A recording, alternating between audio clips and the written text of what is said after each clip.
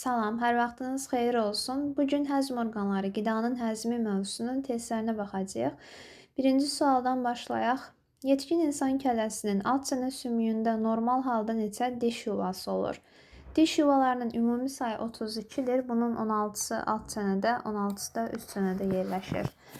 Həzm sisteminin hansı şöbəsində orqanizmə daxil olmuş suyun əsas hissəsinin sorulması baş verir?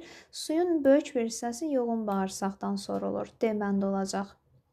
Həzm sisteminin hansı strukturları qidanı yalnız fiziki dəyişikliyə uğradıb həzm asanlaşdırır? Dişlər, çünki dişlər qidanı mexaniki olaraq parçalayır, amma digərlərində qida kimyəvi dəyişikliyə uğrayacaq.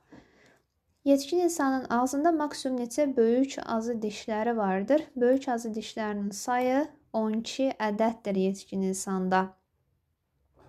Yetkin insanın ağzında maksimum neçə kiçik azı dişləri var? Kiçik azı dişlərinin sayı 8-dir. Kəsici dişlərin sayı da 8 ədəddir. D bəndi. 7. Həzm kanalının hansı hissəsi xlorid turşusunu əmələ gətirir? Xlorid turşusu əmələ gələcək mədədə. Mədədə 3 tip vəzlər var. Bu vəzlərdə əsas hüceyrələrdən, örtük hüceyrələrdən, əlavə hüceyrələrdən ibarətdir. Burada əsas hüceyrələrdə fermentlər hazırlanır. Əlavə hüceyrələrdə seliyə bənzər maddə hazırlanır. Örtük hüceyrədə də xlorid turşusu əmələ gəlir.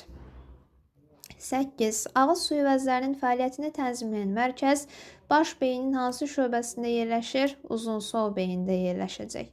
Həzm kanalının hansı şöbəsində xovlar vardır? Bilirik ki, xovlar nazik bağırsaqda olur. Hər kvadrat santimetrdə 2500 xov olur. Öd hansı orqanda sintez olunur? Öd qaraciyərdə sintez olunur. B bəndi. Karbohidratların parçalanması insanın həzm sisteminin hansı şöbəsində başlayır? Karbohidratların parçalanması ağız boşluğunda başlayır. Və ağız boşluğunda yalnız karbohidrat parçalanır. Zülal, yağ burada parçalanmaz. 12. İnsanda həzm prosesi və maddələr mübadiləsi sinir və humoral yolla tənzimlənir. A bəndi. Yetkin insanın normal halda üst çənəsinin sağ yarısında neçə azı diş vardır? Yetkin insanda 12 böyük azı, 8 kiçik azı diş var. 20 ədəd. Bunun 10 ədədi üst çənədə yerləşir. Onun da 5-i sağda, 5-i solda yerləşir. C bəndi olacaq. İnsanda öd hansı orqanda sintez olunur? Qaraciyərdə yaxud sirroz xəstəliyi əmələ gələn orqanda deyə bilərik. İnsanda 12 barmaq bağırsaqda ödün təsiri ilə fəallaşan fermentlər harda sintez olunur?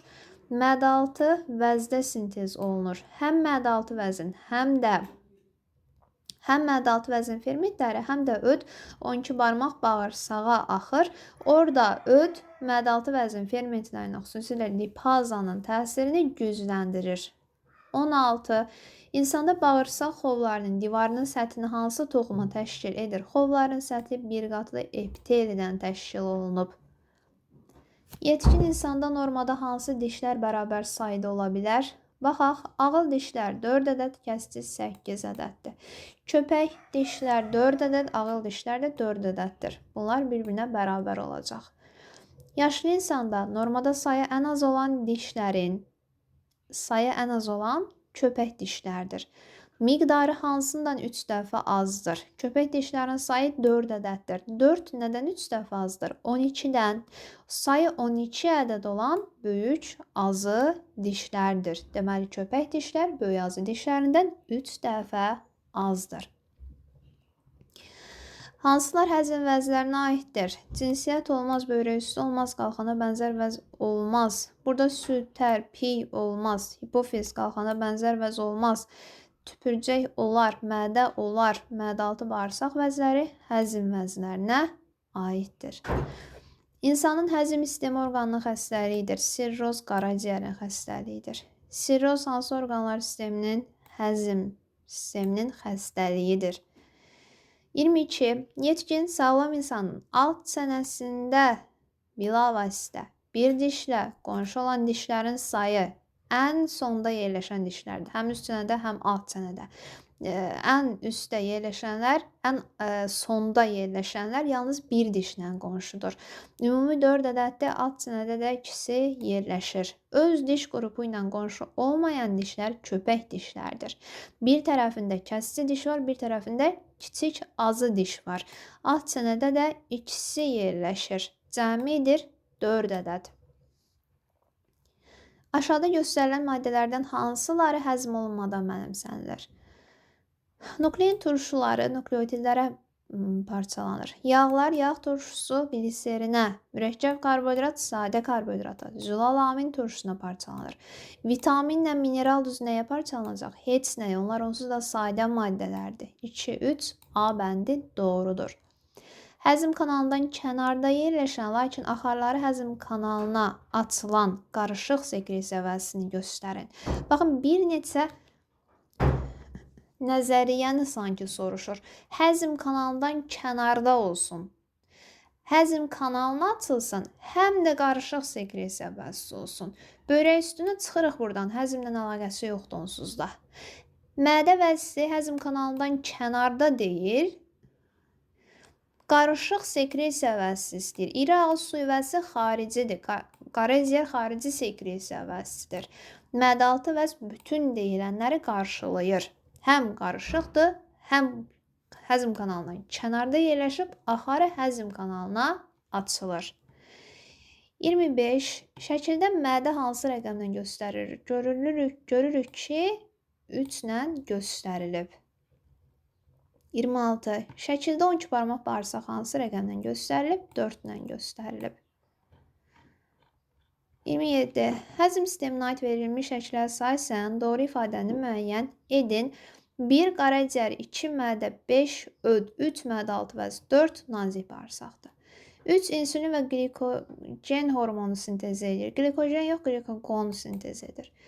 Qaraciyərin ili daxili sekresiya vəzisi deyil, xarici sekresiya vəzisidir. 2 polisaxaridi parçalaya bilmir, mədədə karbohidrat parçalanmır, düz. 4 soxulcana bənzər çıxıntıya malik olan şöbəsi var deyir. Bu nazik bağırsaqdır. Soxulcana bənzər çıxıntısı olan yoğun bağırsaqdadır. Kör bağırsağın çıxıntısıdır. Yağların kimyəvi həzmini həyata keçirilir. Öd, kimyəvi yox, öd yağları mexaniki parçalayır. 28. Həzm kanalının hansı şöbəsinin divarı üzvü maddələrin parçalanma məhsullarının sorulması prosesi üçün daha çox uyğunlaşıb? Nazik bağırsaq. Niyə? Çünki burada çoxlu xovlar var, səthinin sahəsi çoxdur. Ona görə daha çox üzvü maddə burada sorulacaq. İri həzm vəziləri həzm kanalı ilə necə birləşir?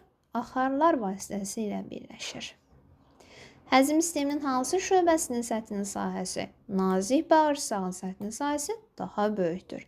Yetkin insanın normal halda üst çənəsinin sağ yarısında isə diş var. Yetkin insanda 32 ədəd diş var. Bunun 16-sı üst çənədə, 16-sı alt çənədədir. Onun da 8-i sağ tərəfdə, 8-i də sol tərəfdədir. Mədaltı vəzin hazırladığı həzm fermentləri verilən qida maddələrindən hansılarına təsir edər deyə soruşur. Saxarozaya təsir edəcək. Saxaroza polisaxarid onu parçalayacaq monosaxaridə. Zülalamin turşusuna parçalayacaq. Glikoza sadə karbohidratdır. Bunu nəyə parçalasın? Vitamini nəyə parçalasın? Yağı yağ turşusu gliserinə parçalayacaq. 1, 2, 5 doğru cavab D bəndi olacaq. Mədaltı vəzin və qaraciyərin axarları hara açılır? Nazik bağırsağa açılır. Apendiks həzm kanalının hansı hissəsinin çıxıntısıdır? Dedik ki, kör bağırsağın çıxıntısıdır. Apendiks xəstəliyi də apendisitdir. Əvvəllər həkimlər apendiksin nə qədər faydalı olduğunu bilmirdilər orqanizm üçün. Amma sonralar öyrənilir ki, apendiks əsas immun sistemi orqanlarından biridir.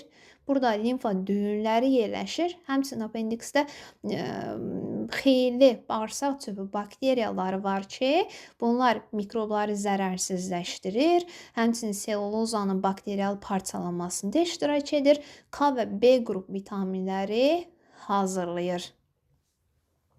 35. İnsanda həzm kanalının hansı şöbəsində zülalların parçalanması başlayır? Mədədə başlayır zülalın parçalanması. Süd yağları da həmçinin mədədə parçalanmağa başlayır.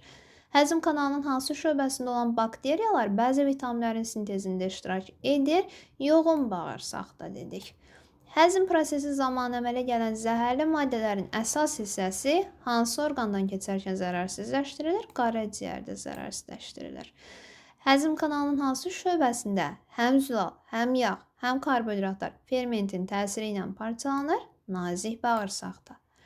Bağırsaq xovlarından hansı damarlar çıxır? Vena damarı və limfa kapilyarları çıxır. Buradan üzüm maddələr amin turşusudur, glikozadır, həmçinin sudur, mineral duzdur, qana sorulur. Yağ da limfaya sorulur.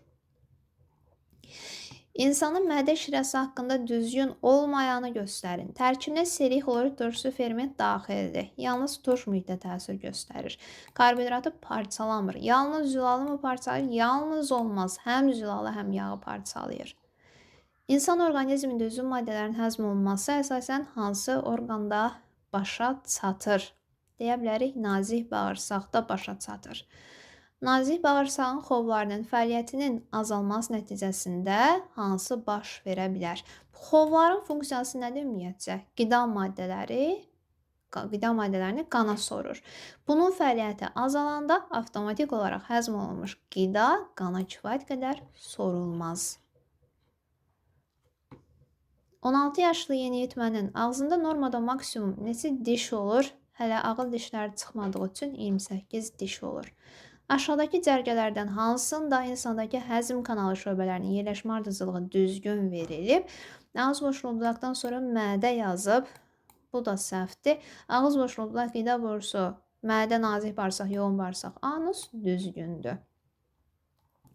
Turş mühitdə hansı yağ həzm olunur? Turş mühitdə, yəni mədədə. Mədədə ümumiyyətlə bitki yağları həzm olunmur. Günə baxan zeytunu çıxırıq. Burada lipaza fermenti süd yağını parçalayır.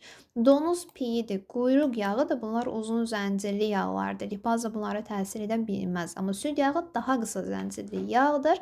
Lipaza buna təsir edə bilir. 47. Söylənlərdən hansı mədə-altı vəz haqqında yanlışdır? Karbohidrat mübadiləsinin tənzimlənməsində iştirak edir, mədə-altı vəz olar. İfraz etdiyi ferment, yağ, zülal, karbohidrat parçalayır. Axacağı 12 barmaq bağırsağı açılır, bilirik. Qarışıq sekresiya vəzidir. Karbohidrat mübadiləsində yalnız xarici sekresiya vəzi kimi iştirak edir. Yanlış olacaq. Mədə-altı vəz sintez edir, məsələn, insulin hormonu sintez edir, glikagon hormonu sintez edir. Karbohidrat mübadiləsində insulinin funksiyası nədir? Məsələn, glikogeni yığır glikagona çevirir. Glikozanı yığır glikogenə çevirir və onu orqanizmdə depoluyur. Lazım olanda onu bir orqanizm istifadə edir. Bu insulini də, glikagonu da qana ifraz edir. Ona görə daxili sekresiya vəzsi olacaq bu funksiyası, xarici yox. 8. İnsanın diş aparatında isə süd dişi var. Süd dişlərinin sayı 20 ədəddir. Mədə-altı vəzin fermentləri həzm kanalının hansı şöbəsində hansı maddənin təsirindən sonra fəallaşır? 12 barmaq bağırsaqda ödün təsiri ilə fəallaşır. Yaşlı insanın daimi dişlərin sayının ağıl dişi çıxmamış yeniyetmənin daimi dişinin sayına nisbəti. Yaşlı insanın daimi dişlərin sayı 12 ədəddir. Ağıl dişi çıxmayan yeniyetmədə də 4'ü yoxdur, yəni 28 dənədir. İxtisar aparanda neçə qalacaq? 8'in 7'yə A bəndi. İnsanın mədə-altı vəzi haqqında deyilənlərdən hansı yanlışdır? Həzm prosesində plastik mübadiləni həyata keçirir. Plastik mübadilə nədir? Maddələr mübadiləsi bilirik 2 cür olurdu. Biri sadə maddələrdən mürəkkəb maddələr əmələ gəlir. Birində də bu mürəkkəb maddələr parçalanır, sadə maddələr əmələ gəlir.